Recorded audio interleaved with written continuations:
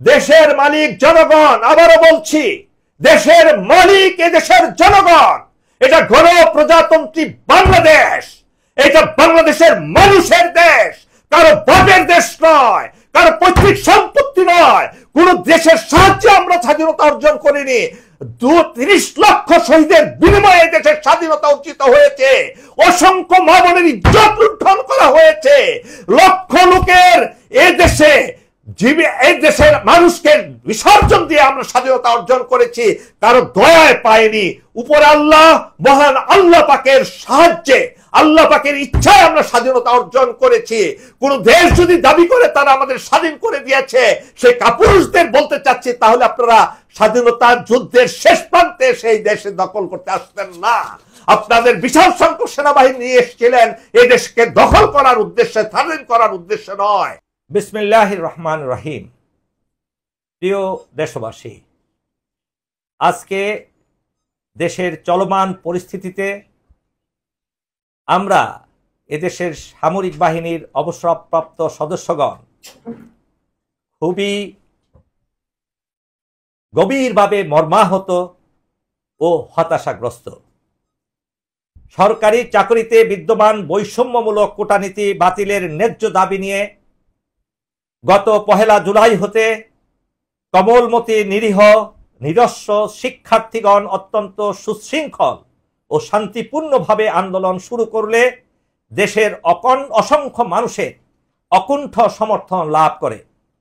আমরা অত্যন্ত উদ্বেগ ও উৎকণ্ঠার সাথে লক্ষ্য করছি যে সরকার তাদের সাথে কোনরূপ আলাপ আলোচনা না করে এ আন্দোলন প্রতিহত করার জন্য হিংস্র রক্তাক্ত পথ বেছে নেয়।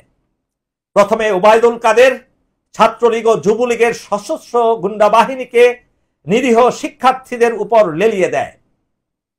তাদের বর্বরোচিত আক্রমণে নিরস্ত্র আন্দোলনকারীদের অনেকেই নির্মমভাবে হত্যাকাণ্ডের শিকার হয় এবং অসংখ্য আন্দোলনকারীকে গুরুতর আহত ও গুম করা হয় এবং এর প্রেক্ষিতে অসংখ্য লোককে দলে দলে গ্রেপ্তার করা হয় যারা আন্দোলন করছে। আক্রমণকারীদেরকে তাদের বিরুদ্ধে কোনো অ্যাকশন না নিয়ে যারা আক্রমণের শিকার, হত্যার শিকার, তাদের পরিবারবর্গকেও নানাভাবে নাজেহাল করা হচ্ছে। শুধু তাই নয়, এই কমলমতি শিক্ষার্থীদের প্রতিহত করতে বর্বর বাহিনীর সাথে যুক্ত হয়েছে আধুনিক অস্ত্রে সুসজ্জিত বিজিবি, র্যাব, আনসার ও পুলিশের নির্বিচার আক্রমণ। ব্যবহার করা হয় হেলিকপ্টার ও স্নাইপার, যা যুদ্ধক্ষেত্রেও সাধারণত ব্যবহৃত হয় না। এ আক্রমণ এতটাই বর্বর ও নৃশংস ছিল যে হত্যার শিকার প্রতিটি মানুষের শরীর ভুলেটে ঝাঁঝরা হয়ে যায়। অন্ধ করা হয়, অন্ধকার চিরদিনে অন্ধত্ব বরণ করতে হয় অসংখ্য মানুষকে পুলিশের গুলিতে। এমনকি আক্রমণকারীরা হাসপাতালে গিয়েও গুরুতর আহতদের উপর নির্মম আক্রমণ চালায় এবং চিকিৎসা বঞ্চিত করে, যা কোনো সভ্য দেশে কল্পনাও করা যায় না। প্রিয় দেশবাসী, নির্লজ্জতা ও নির্মমতার এখানেই শেষ নয়।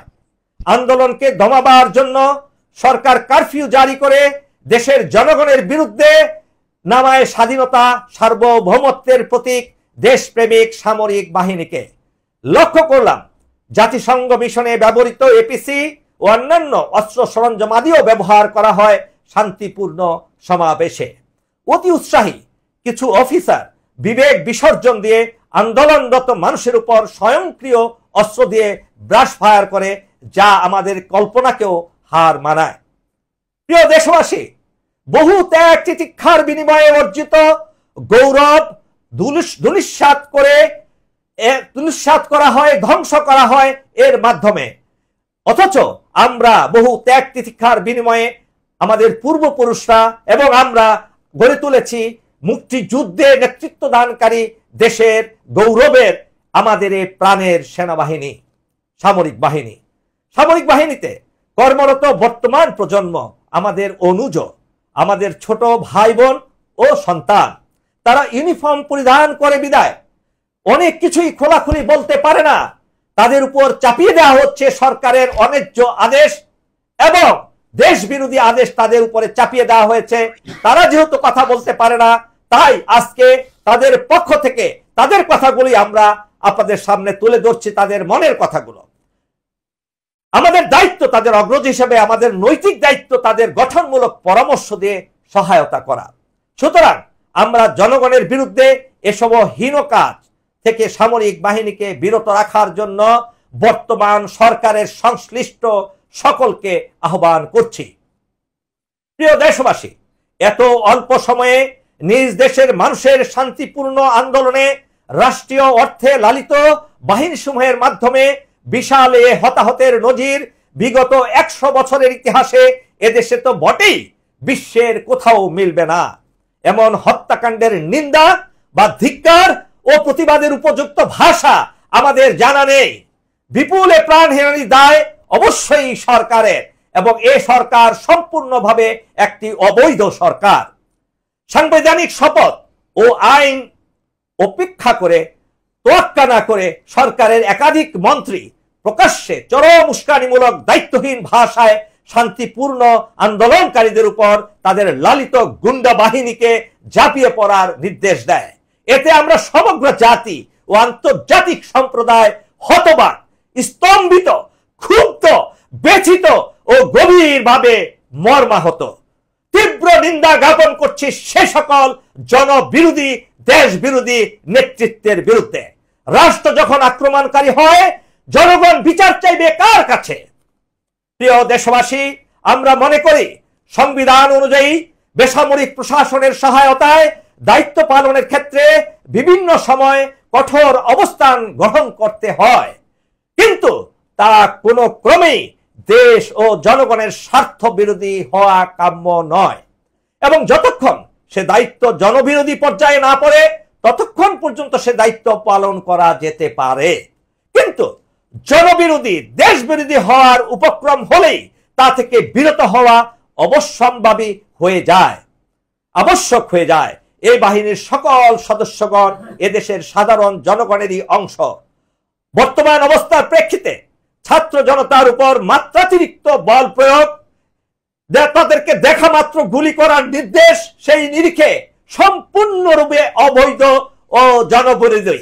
এমনকি যে সংবিধানের দোহাই দিয়ে তাদের নিয়োজিত করা হয়েছে, সে সংবিধানের মূল চেতনার পরিপন্থী এটা একই সাথে ফৌজদারি অপরাধ। একই সাথে যে সকল ছাত্র ছাত্রী এবং জনগণকে হত্যা করা হয়েছে, তাদের আত্মীয় স্বজন, তাদের বাবা মাকে পুলিশ, এই দেশের নির্মমভাবে পুলিশ তাদের বিরুদ্ধে নৃশংস অভিযান চালাচ্ছে। রাতে গিয়ে, গভীর রাতে বিভিন্ন বাড়িতে গিয়ে তাদের উপর হানা দিচ্ছে। প্রিয় দেশবাসী, বর্ণিত অবস্থার প্রেক্ষিতে আমরা সরকারকে পরামর্শ দিচ্ছি, অবিলম্বে দেশপ্রেমিক সামরিক বাহিনীকে এই নিষ্ঠুর অপারেশন থেকে প্রত্যাহার করে ব্যারাকে ফিরিয়ে নেওয়া হোক। শুধু সামরিক বাহিনী নয়, এদেশের হত্যাকারী পুলিশ বাহিনী, RAB, Bangladesh border guard, Ansar, সকল বাহিনীকে প্রত্যাহার করতে হবে। কেননা এদেশের জনগণের, এদেশের ছাত্র ছাত্রীদের, এদেশের আপামর মানুষের তাদের মুখের ভাষা কেড়ে নেওয়া যায় না। প্রত্যেকটা মানুষের তাদের নিজস্ব মতামত প্রকাশের স্বাধীনতা আমাদের সংবিধান দিয়েছে। এটা কারো বাপের সম্পত্তি নয়, এটা স্তব্ধ করার অধিকার নাই। ক্ষমতা চিরস্থায়ী নয়, ক্ষমতা চিরস্থায়ী নয়। এই ক্ষমতাকে চিরস্থায়ী করার কোনো কারণ নাই। মরতে হবে, প্রত্যেককে মরতে হবে। আপনাদের সে কথা আমরা মনে করিয়ে দেই। একই সাথে সামরিক বাহিনীর সকল অফিসার ও সৈনিকদের আমি সকল অবসরপ্রাপ্ত কর্মকর্তা, জেসিও, এনসিও, সৈনিকবৃন্দের পক্ষ থেকে উপরে যে উল্লেখ করেছি সে কার্যকলাপ থেকে বিরত থাকা থেকে সংবিধানের মূল দাবি অনুযায়ী জনগণের পাশে থাকার জন্য বিনীতভাবে অনুরোধ করছি, আহ্বান জানাচ্ছি। প্রিয় দেশবাসী, আমরা মনে করি এখনো সময় আছে সামরিক বাহিনীর ঘুরে দাঁড়িয়ে এ কলঙ্ক মুছে দেওয়ার। একই সাথে কলঙ্ক মুছে দেওয়ার মনে রাখতে হবে আমাদের প্রিয় সামরিক বাহিনী, এ দেশ স্বাধীন করেছে আমরা, আমাদের পূর্বপুরুষেরা। আমাদের সামরিক বাহিনী না থাকলে কিয়ামত পর্যন্ত এদের স্বাধীন করার ক্ষমতা কোনো নেতার ছিল না। সারা দেশবাসীর নেতৃত্ব দিয়েছে স্বাধীনতা যুদ্ধে আমাদের সেনাবাহিনী। এ কথা ভুলে গেলে চলবে না। এই সেনাবাহিনী সারা বিশ্ব জুড়ে আমাদের সামরিক বাহিনীকে পরিচিত করিয়েছে এবং সুনাম অর্জন করেছে দেশের জন্য। এটা আমাদের ভুলে গেলে চলবে না। সেটা অনেক বড় অর্জন। এই অর্জনকে আমরা ধূলিসাৎ করতে পারি না।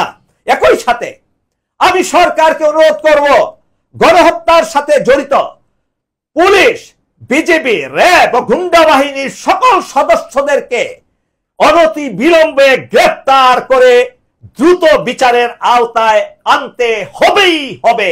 যদি আপনারা না পারেন, এ দায়িত্ব জাতিসংঘে অর্পণ করেন, কেননা জাতিসংঘ এর চেয়ে ছোটখাটো ঘটনা নিয়েও তারা অনেক বড় বড় কাজ দেখিয়েছে। সুতরাং সরকার অবশ্যই দেশের সকল জনগণের 99% জনগণের এ দাবি মেনে নিতে বাধ্য। একই সাথে একটি প্রতিবেশী দেশের নির্মম নির্লজ্জ উপদেশ থেকে বিরত থাকার জন্য আমরা অনুরোধ করছি। না হলে এর একটি এমন প্রতিক্রিয়া হবে, প্রিয় প্রতিবেশী দেশ, এই প্রতিবেশী দেশের উগ্র একটি রাজনৈতিক দল যারা দেশ চালাচ্ছে, আপনাদের অস্তিত্ব কেন, আপনাদের দেশের বিরুদ্ধে এই দেশবাসী চলে যাবে, তখন আপনাদের অন্য কোনো উপায় থাকবে না। প্রিয় দেশবাসী, পরিশেষে আমি বলতে চাই, আমরা বিশ্বাস করি জনগণ এখনো সামরিক বাহিনীকে তাদের আশা ভরসা স্থল হিসেবে বিবেচনা করে। সামরিক বাহিনী সদাচরণশীল হলে, মানুষের সাথে সৎ ব্যবহার করলে, মানুষের মতো ভালো ব্যবহার করলে জনগণের সে আস্থা ফিরে অবশ্যই আমরা পাবো। আমরা সেই সামরিক বাহিনী পেতে চাই এবং পূর্বে আমাদের যে বিশাল অর্জন, সে অর্জন কোনোভাবেই আমরা হারাতে চাই না।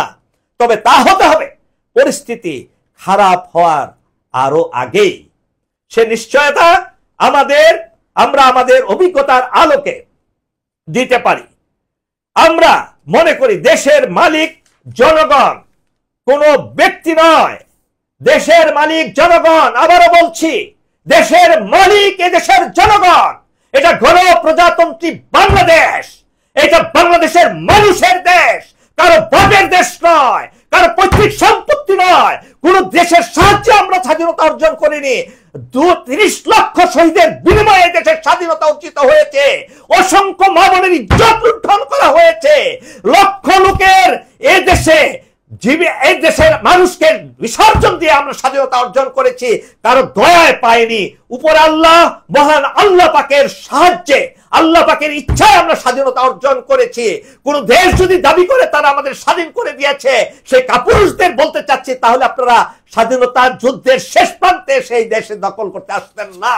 আপনাদের বিশাল সংখ্যক সেনাবাহিনী নিয়ে এসেছিলেন এই দেশকে দখল করার উদ্দেশ্যে, স্বাধীন করার উদ্দেশ্যে নয়। তাই আমি সারা দেশবাসীকে আহ্বান করব, আমার প্রিয় সেনাবাহিনী, সামরিক বাহিনীকে আহ্বান করব, চলুন আমাদের নিজেদের দেশকে রক্ষা করার দায়িত্ব আমাদের। আমরা যাতে আমাদের স্বাধীনতা, সার্বভৌমত্ব বিলীন না করে এটাকে রক্ষা করতে পারি এবং হত্যাকাণ্ডের, নির্বিচারে হত্যাকাণ্ডের সঠিক বিচার পেতে পারি, সে কাজ করে যায়। আল্লাহ আমাদের সহায় হন। মহান আল্লাহ তাআলার কাছে সর্বশেষ আমরা সাহায্য প্রার্থনা করে আমাদের ব্রিফিং শেষ করছি। আল্লাহ হাফেজ। বাংলাদেশ জিন্দাবাদ।